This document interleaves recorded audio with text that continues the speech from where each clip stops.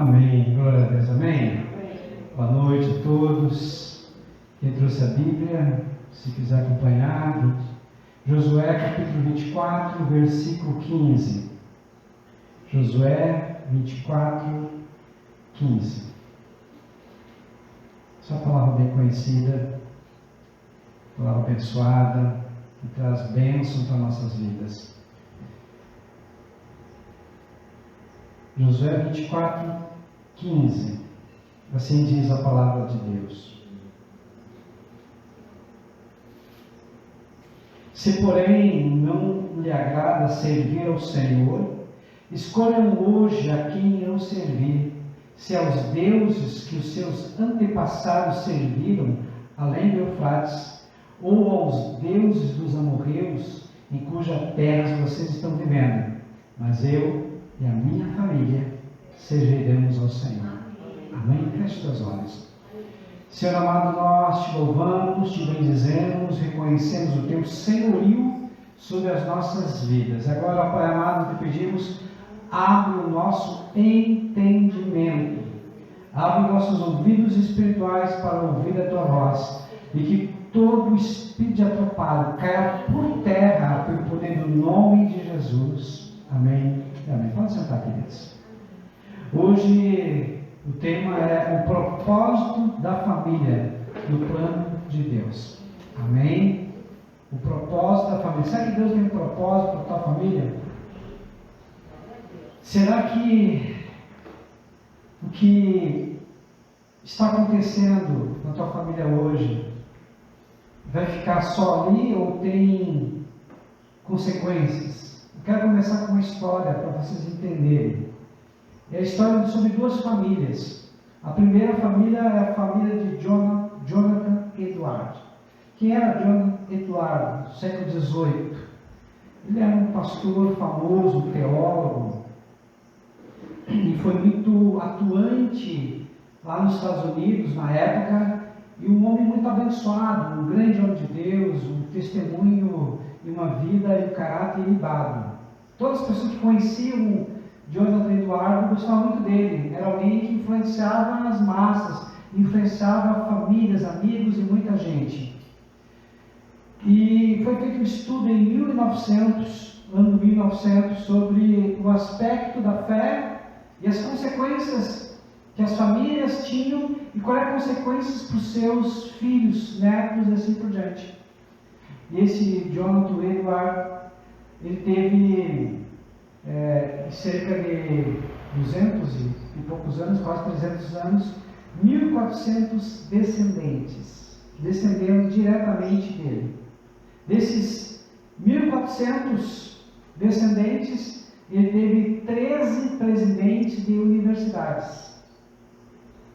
Ele teve 65 professores universitários, 100 advogados, 30 juízes, 60 médicos, 80 detentores de cargos públicos e políticos, 100 missionários, pastores, teólogos, 3 senadores dos Estados Unidos e um vice-presidente americano. Ou seja, ele deixou um legado. Ele deixou algo valioso que a sua família, que descenderam dele, acabaram se beneficiando. Da mesma forma, pegaram uma outra família, essa família de Max Jugi. Essa pessoa era um criminoso da época, era um vagabundo, era um homem marginalizado, que vivia à margem da sociedade, e casou também com uma prostituta. Então agora vamos ver o que deu aqui desse casamento de Max Jugi. Ele teve 1.200 descendentes. 310 viveram como mendigos. 150 foram criminosos. 7 foram assassinos perigosos. 100 eram alcoólatras. Mais da metade das mulheres viraram prostitutas. Muitos morreram de uma forma prematura. O que nós verificamos só fazendo uma análise aqui dessas duas famílias? Nós podemos dizer maldição hereditária? Pode ser. Podemos falar que o que eles viveram acabou carimbando como se fosse uma tatuagem nos seus filhos? Também. Podemos falar que o comportamento deles afetou psicologicamente, emocionalmente seus descendentes? Também. O que eu estou dizendo para vocês é que nenhuma atitude que nós temos hoje fica em vão. Nós estamos sempre semeando.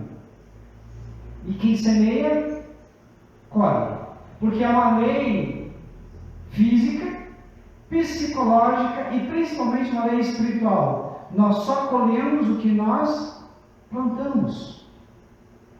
Então, às vezes, parece bobo da gente, quando a gente diz não para algumas coisas, quando a gente evita errar, e parece que não tem tanta influência futura, mas tem. Começa em nós e vai terminar depois nos nossos filhos e nossos netos, depois bisnetos e assim por diante. Então, fazendo essa comparação dessas duas famílias, nós podemos visualizar as consequências naturais de pessoas que eram comprometidas com Deus e quem não tinha compromisso nenhum com Deus. Pessoas comprometidas com a moral, com a fé, com a religiosidade, com a espiritualidade, com alguém que não tinha nenhum apreço, nenhuma moral. Pessoas que não tinham que dar satisfação a ninguém. Pessoas que queriam ser independentes e fazer e viver a vida como dava na telha dele. Então, essas duas comparações dessas duas famílias nos faz parar e pensar: qual é o legado que eu vou deixar para a minha família? Há um ditado que diz: palavras convencem, o exemplo arrasta. Eu já ouvi muito, e você provavelmente já deve ter ouvido: faça o que eu digo, mas não faça o que eu faço. Será que essa palavra, esse jargão, esse ditado popular funciona? Será que as crianças vão ouvir e dar ouvido ao que elas ouvem ou ao que elas veem? Há um videozinho bem interessante que diz assim: crianças veem, crianças fazem. Crianças veem, crianças copiam. Crianças veem, crianças modelam. Tudo que o pai e a mãe fazem. Então, querendo ou não, nós impregnamos nossos filhos, e quem sabe quem já for avô, nos netos, uma marca.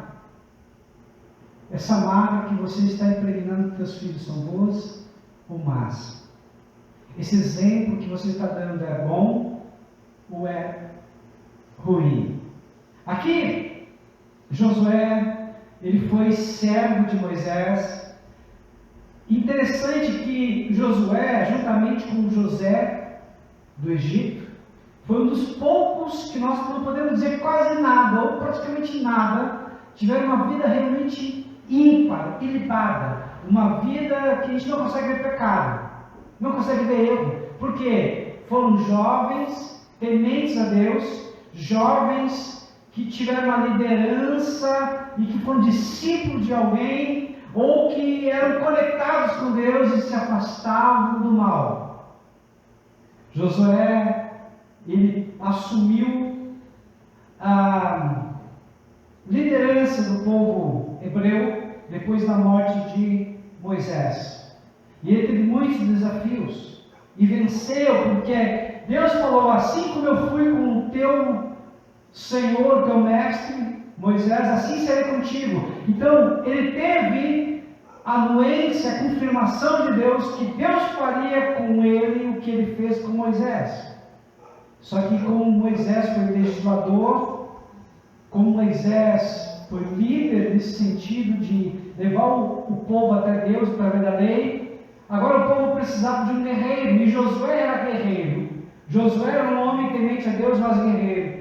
E através das guerras, através da confiança, através do combate, ele conseguiu conquistar a terra prometida por Deus aos seus pais. Pastor, mas o que isso tem a ver com a família? Tudo. Aqui agora, Josué está com uma idade muito avançada. Ele morreu aos 110 anos. Então foi um pouquinho antes dele morrer. Ele reuniu todo Israel, toda a liderança num lugar só. E ele poderia, quem sabe, pelo seu papel, pela sua função de líder, exigir que as pessoas seguissem a Deus pela força, seguissem a Deus pelo medo. Mas ele optou dar a condição das pessoas e a opção das pessoas em seguir a Deus por escolha própria. Depois, mais adiante, nós vamos ver Malaquias 4,6 diz: não é por força nem por violência, é pelo meu Espírito, diz o Senhor. Ou seja, se Deus não força ninguém a segui-lo, quem sou eu? Quem é você a forçar alguém a seguir? Embora que às vezes dá vontade. Às vezes dá vontade de abrir a cabeça da pessoa, enfiar ela abaixo, para que ela entenda e compreenda que o melhor é Deus. Mas se Deus não faz isso, eu não tenho direito de fazer também, nem você. Amém? Então Deus nos deu o livre-arbítrio, a liberdade de escolha. E aqui nessa frase, Josué está dizendo, olha, lá no finalzinho, mas eu porém escolho servir ao Senhor. Eu e a minha casa serviremos ao Senhor. Ou seja, ele tem agora um posicionamento, uma postura diferente. Ou seja, ele não ficou em cima do muro. Pastor, o que o senhor está querendo dizer? Que às vezes a gente fica em cima do muro. A gente não quer bater de frente com os outros, mas a palavra de Deus mostra que o muro pertence ao diabo. Existe um lado, que é o lado do diabo, que é o império das trevas. Existe o outro lado, que é o reino de luz, o reino de Jesus, o reino de Deus. Existe um muro. O muro é de quem não se posiciona. O muro é de quem quer agradar a Deus e ao diabo, a Deus e as pessoas. Só que a Bíblia diz que quem ama o mundo odeia Deus. Quem ama o mundo não pode amar a Deus, porque Deus, o sistema, a cultura do reino de Deus é totalmente contrária. A cultura é o sistema do mundo. Então, o posicionamento significa que eu escolho de uma forma deliberada seguir a Deus. E quando eu escolho a Deus, eu vou ter momentos que eu vou ter que dizer não para o mundo, vou ter que dizer não para as pessoas que estão próximas de mim, muitas vezes. Mas por quê? Não é para eu ferir, não é para eu magoar, não é para desagradar as pessoas, mas eu preciso me posicionar. A palavra de Deus vai mais longe e diz que muitas vezes, e principalmente agora no final dos tempos, pais se voltariam contra filhos, filhos entregariam seus pais. E aquele que ama mais seu pai e sua mãe, não é digno de mim. Jesus disse isso na sua palavra. Então o que nós entendemos e compreendemos? Que quem segue a Jesus precisa se posicionar de uma forma clara em relação a Deus. Esse posicionamento claro significa: eu escolhi a Deus, e se eu escolhi a Deus, eu vou obedecê-lo. Se eu escolhi a Deus, eu não vou e não posso brincar com o pecado, eu não posso brincar com as coisas que não são de Deus. Por quê? Primeiro, porque Deus me amou e eu amo Ele também. Por que Deus me escolheu? Se Ele me escolheu, eu tenho que fazer as coisas certas. Por quê? A palavra de Deus diz, 1 Coríntios 10:31, quer comais, quer bebais, quer façais qualquer coisa que seja para a glória de Deus. Ou seja, eu escolho agradar a Deus. E quando eu escolho agradar a Deus, em muitas circunstâncias eu vou contra a minha própria vontade, porque o meu corpo, a minha carne não quer. Eu vou ofender alguém, mas eu decidi e escolhi a Deus. Isso tem que ficar muito claro nessa vida. Por quê? Porque se eu for obediente até o fim, eu serei salvo. Amém? Então, quando eu entendo essas verdades, fica mais fácil de entender o que Deus quer para mim. Então, na verdade, Deus, Ele é o autor supremo da família. Ou seja, tudo começa em Deus e tudo termina em Deus. Tudo está dentro do propósito de Deus. Tudo está dentro da vontade de Deus. Ou seja, foi Deus que instituiu a família. Um dia nós vamos estar no céu com uma grande família. Mas enquanto nós não chegarmos lá no céu dessa grande família, nós temos que viver aqui com a nossa família unida com Deus. Nós temos que entender o papel que cada homem e cada mulher tem no reino de Deus e dentro da sua família.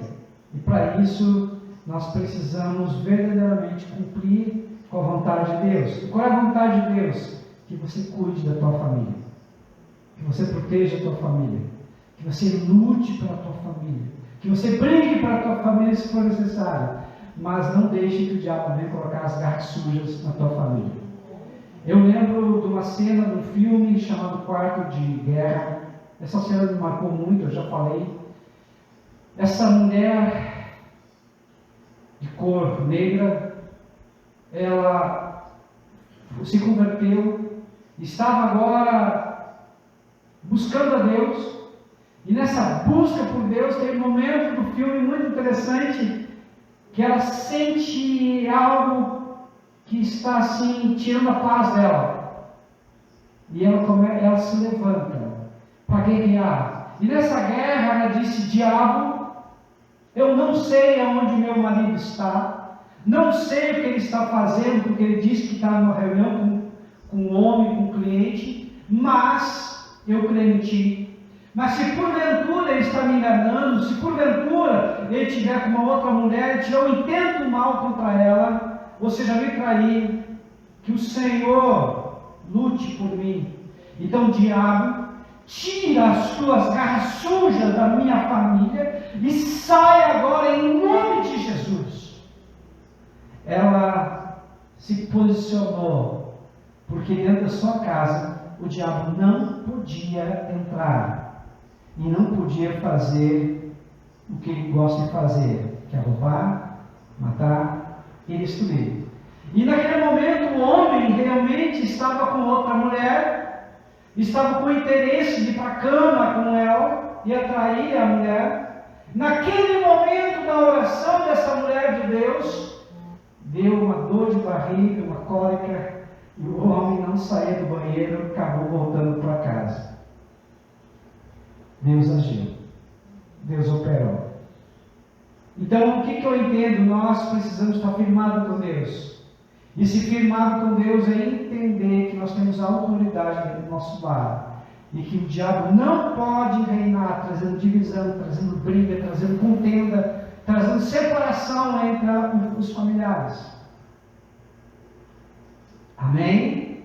Então Deus sustenta e direciona o lar. Salmo 127, versículo 1 diz: se o Senhor não edificar a casa, em vão trabalham os que nela edificam. Ou seja, é Deus que edifica a tua casa. Amém? Se você não tiver a tua casa firmada na rocha, qualquer vento, qualquer problema, qualquer gigante, qualquer situação faz a tua casa ruir, faz a tua casa trincar. Ou seja, qualquer fofoca, qualquer diz-me-te, já tira a harmonia, tira o equilíbrio e a paz da tua casa. Mas se você está firmado nas promessas de Deus, pode vir qualquer tempestade, a casa não cai, porque ela está firmada na rocha, e é Deus que é o verdadeiro construtor. Amém? Deus então tem um fim preparado para cada família que o serve. Romanos 12:2 diz que a vontade de Deus, ela é boa, agradável e perfeita. Amém? Então o plano de Deus é levar a sua família a um destino eterno. O plano de Deus é que você viva no céu com a tua família. Pastor, mas lá não vai ter mais marido e mulher. Não precisa. Marido e mulher é hoje, nessa conjuntura e nesse plano aqui material, porque nós somos carne. Lá nós vamos ser espírito. Lá nós vamos ser somente irmãos. Lá nós vamos ser espírito. Espírito não tem desejo sexual. Espírito não procria. Espírito não tem limites. Vamos ser iguais a Deus, semelhantes a Deus. Eu não sei você, mas do jeito que a terra está indo, do jeito que as coisas estão indo, eu quero viver, com certeza eu quero viver. Eu amo essa vida aqui. Mas o dia que o Senhor me chamar, eu vou. Estão entendendo? Porque o meu coração está mais lá do que aqui. Eu sinto desejo e vontade de Deus. Porque lá eu vou ser exatamente o que eu nasci para ser. Aqui às vezes tu não consegue ser o que tu precisa ser.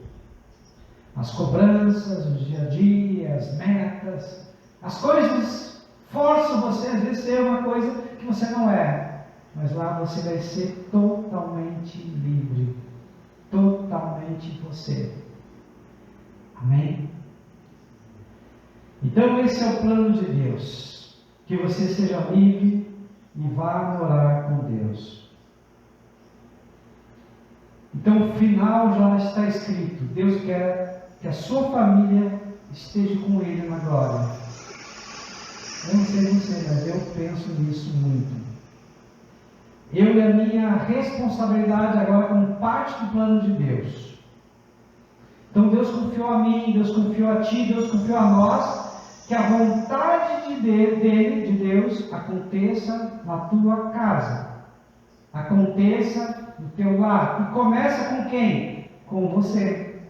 Por quê? Porque Josué disse: eu e a minha casa serviremos ao Senhor. Ele começa com uma responsabilidade individual.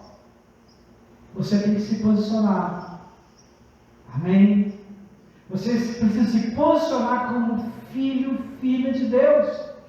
Não como religioso que vem na igreja.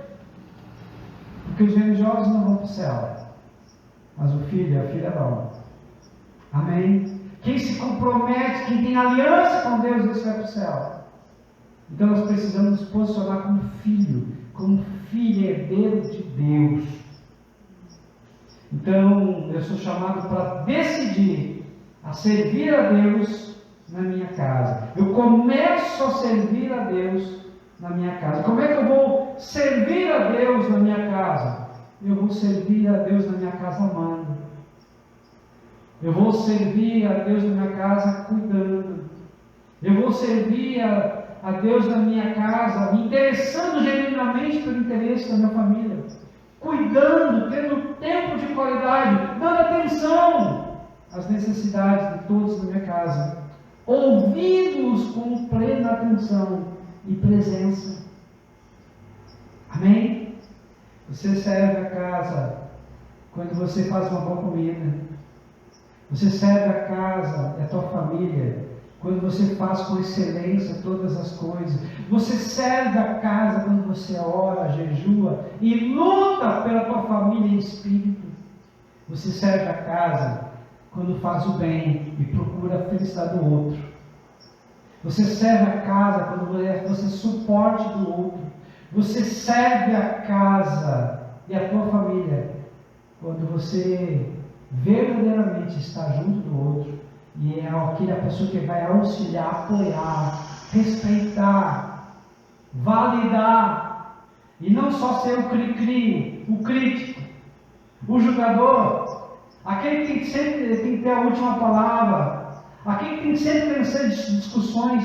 Isso não é servir. Amém?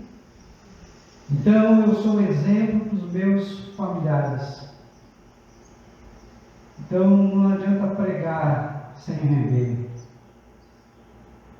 Que tudo que você fala seja coerente com as tuas ações. Que você pregue tanto dentro de casa. Se for necessário, use palavras. Imagina quem é casado com alguém que não conhece a Deus, que não vem na igreja e não conhece a palavra de Deus. O que a Bíblia diz? 1 Pedro 3, 1 Pedro 3,7, ou 1 Pedro 3,1, mulheres, vós que sois casados com um homem que não é de Deus, que não conhece O silêncio.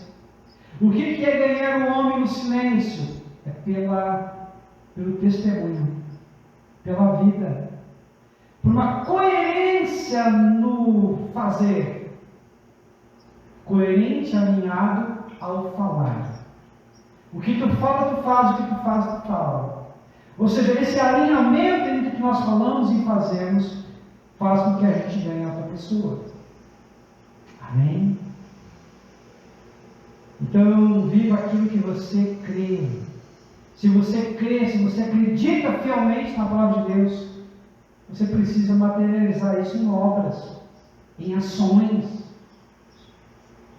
Seja um reflexo de Cristo na sua casa. Amém?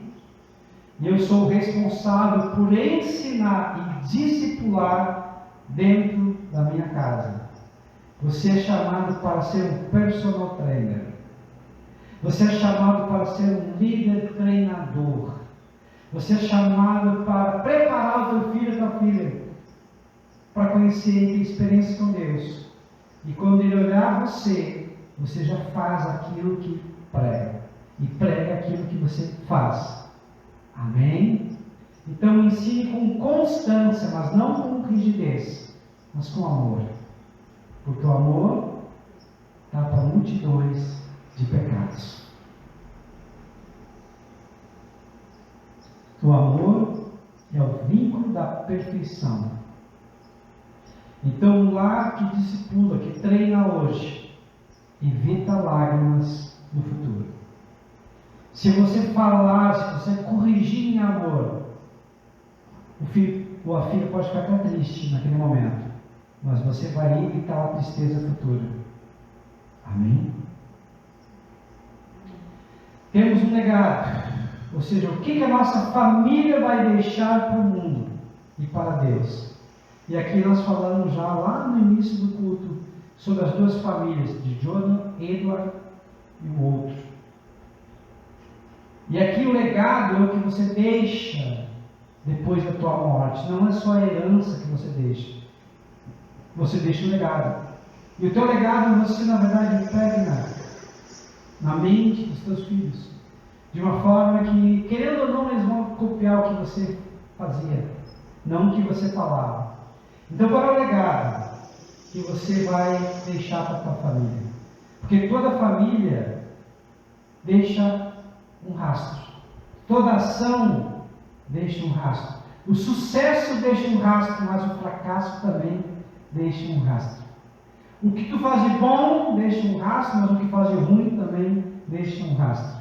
Esse rastro eles vão seguir. Bênção ou destruição? Então, o que vivemos hoje definirá o que será lembrado amanhã. Deuteronômio capítulo 30, versículo 19. Eis que põe sobre ti vida ou morte, bênção ou maldição. Escolhe, pois, a bênção para que viva. Então, quando nós estamos nos relacionando, nós temos que estar atentos e com atenção plena naquele momento, e sabendo que assim como nós estamos nos comunicando, seja verbal ou não verbal, porque o corpo fala, nós estamos também semeando. O que você está semeando no teu dia a dia? Tem pessoas que às vezes não entendem. Eu vou falar aqui o homem. Às vezes o homem quer ir para a cama com a mulher de noite, mas a gente todo dia não plantou, não semeou, não fez um elogio. Como é que a mulher vai para a cama com esse homem? Então tem que começar cedo, entendendo da linguagem do amor dela, entendendo aquilo que agrada a ela. Para quê? Para que se for rolar, vai rolar. Ou seja, ele plantou, ele semeou para depois colher. Legado de fé e obediência a Deus. Deuteronômio 6,2 nos fala sobre isso, né? Quando seguimos a Deus, geramos gerações de obediência. Amém? A fé vivida hoje será a herança de amanhã. Legado de influência e testemunho no mundo. Mateus 5,16 nos fala sobre isso. Ou seja, sua família pode ser luz para outras famílias. Você pode ser luz e sal para outras pessoas. Ou seja, você pode ser um referencial para outras pessoas. Pastor, como é que eu me torno um referencial? Você só segue alguém que admira. E você só admira alguém que se posiciona, que lidera, que tem coragem, que tem ousadia, que tem resultados. Então, se você não for uma pessoa que busque se auto-responsabilizar, se você não for uma pessoa de posicionamento de atitude, provavelmente você não vai ser referencial. Provavelmente você não vai ser alguém admirado por outras pessoas. Então, para ser admirado, para ser luz e sal, você precisa se posicionar. Posicionamento individual. Se fosse empresa, nós diríamos branding. Mas também tem branding individual e branding empresarial. Branding é posicionamento. O branding tem a ver com a cultura. Então o teu posicionamento tem a ver com as tuas crenças, com aquilo que você acredita. E aquilo que você acredita, você pratica. E se você não pratica, é porque você não acredita. Porque tudo que eu creio, obrigatoriamente, eu preciso fazer. Porque eu só faço aquilo que eu creio. E se eu não creio, eu não vou colocar em prática. Simples assim. Posso me dar um exemplo? Estou um exemplo. Vamos supor que você está precisando de um milagre. Algo sobrenatural, algo que está além das tuas posses. E você está orando pela tua cura. E Deus não age, Deus não opera. E de repente você já orou por alguém já foi curado. Mas se você não acreditar realmente na cura, a cura não vem. Mas se você crer de todo o coração que Deus cura, porque o nome dele é Jeová Rafa, Deus que cura, aí ele vai curar. Então aquilo que eu creio eu atraio, aquilo que eu não creio eu afasto. Estão entendendo? Eu preciso crer, confiar de todo o coração. Quando eu creio verdadeiramente, eu vibro numa frequência que isso faz se aproximar de mim. Isso nós chamamos de fé. A fé verdadeira materializa aquilo que está apenas na nossa mente. E se aquilo que eu estou vibrando está em consonância com a palavra de Deus, é impossível que não venha. Porque se Deus prometeu, Deus é fiel para cumprir. Amém? Então nós vamos deixar um legado para a eternidade. Então o maior legado, queridos, não vai ser a tua casa, não vai ser o teu carro, não vai ser nada de físico e material que você vai deixar. O maior legado, maior herança é o tempo que você investiu nos teus filhos. A maior herança são as palavras ditas no Espírito, que tem um peso espiritual enorme. Teus filhos, teus netos jamais vão esquecer o que eles ouviram de ti, como boca de Deus. A maior herança é quando você orienta eles baseado no que você já faz. Porque vai ser mole em mole, fácil eles seguirem. Mas se você não faz, como você vai pregar? Se você não acredita de todo o coração, como eles vão acreditar? Que experiência eles vão ter? As pessoas se lembram que nós temos um canal dentro do nosso cérebro das memórias de longo prazo. E essas memórias de longo prazo, basicamente, elas se amoldam em duas situações. Primeiro, quando a gente tem um forte impacto emocional. Algo que mexe com as nossas emoções. Então, quando alguma coisa mexe com as nossas emoções, a tendência de ela fixar na memória de longo prazo é muito grande. Ou, quando nós estamos nos 14 minutos antes da gente dormir. Por isso que quando for dormir, não olhe celular, não olhe coisa ruim, olhe coisa boa. Porque o teu sono vai ser favorecido com aquela mensagem positiva de fé. Agora imagina a cena. Você está contando uma historinha para o teu filho ou teu neto dormir. Você está na mesa e começa a contar milagres que Deus fez na tua vida. Experiências marcantes com as quais você passou. Isso vai marcar verdadeiramente o teu filho e a tua filha. De uma forma que ele ou ela, quando estiver na mesma situação, isso nós chamamos de repertório. Eles vão ter repertório para poder tomar as melhores decisões. Quando estiverem diante da adversidade, diante do problema, eles vão lembrar: papai, mamãe, foram por aqui.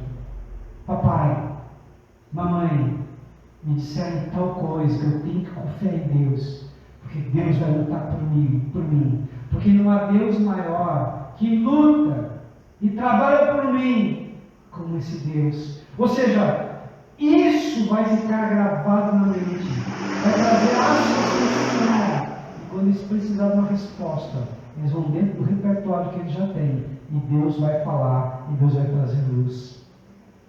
Mas como é que o Espírito Santo vai trazer luz, vai lembrar, se você não fala? Como o Espírito Santo vai lembrar, se você não se posiciona?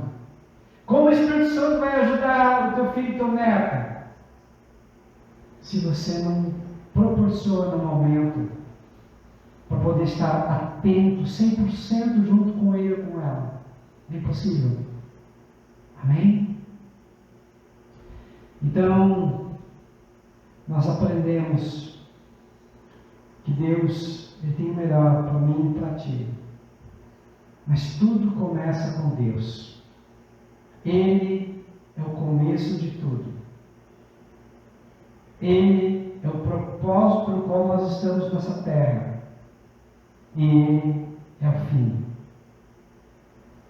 Que na verdade não tem fim. É um recomeço. Começamos por Deus porque Deus é a origem. Estamos nessa terra e estamos num processo de santidade, de amadurecimento, até o Senhor nos chamar. Mas um dia nós vamos voltar para a nossa verdadeira nação, que é o céu. Amém? Então tudo começa com Deus. Depende de nós, depende de mim, depende de você assumir esse compromisso de cuidar da tua família, cuidar da tua casa e fazer a tua parte para que a tua família esteja protegida, amada, feliz. E tudo resultará em um legado, seja bom ou ruim. Como diz Paulo: combati o bom combate, completei a carreira, guardei a fé. Eu não sei você, mas nós estamos combatendo o bom combate. Precisamos guardar a nossa fé, completar a carreira, chegar até o final, com a cabeça erguida de ter feito melhor. Mas sabendo que muitos não vão terminar a jornada. Muitos não vão até o final, porque vão desistir. Mas a palavra de Deus diz que nós não somos daqueles que desistem. Nós somos daqueles que avançam. E avançam para vencer. As portas do inferno não prevalecerão sobre a igreja do Senhor. Fique em pé nesse momento agora, em nome de Jesus. Eu não sei você, mas eu tenho fé. Eu creio em Deus. Eu creio na palavra de Deus e essa palavra é para mim. Eu e a minha casa serviremos ao Senhor. De tudo que eu vou deixar para as minhas filhas, o mais impactante, o mais emocionante, O que vai ter maior herança nos céus é a espiritualidade. É Deus fluindo para a vida delas. Então, vale a pena você orar, chorar, interceder pelos teus filhos e teus netos, para que eles venham ter um encontro com Deus e tenham suas vidas mudadas. Para que eles venham ser salvos e terem seus nomes escritos no livro da vida. É isso que Deus quer. Feche os teus olhos nesse momento. Aleluia. Glória a Deus. Senhor amado, nós cremos e confiamos em Ti, Senhor. Sabemos que o Senhor tem todo o poder. E o Senhor vai além do que nós pedimos ou pensamos. Filho e doce Espírito Santo de Deus. Colocamos agora, Pai amado, as pessoas às quais nós amamos diante de Ti. Que o Senhor possa efetivamente trabalhar e fazer o que tem que ser feito na vida delas. Opera, Pai amado, o Teu sobrenatural e nos abençoa pelo poder do nome de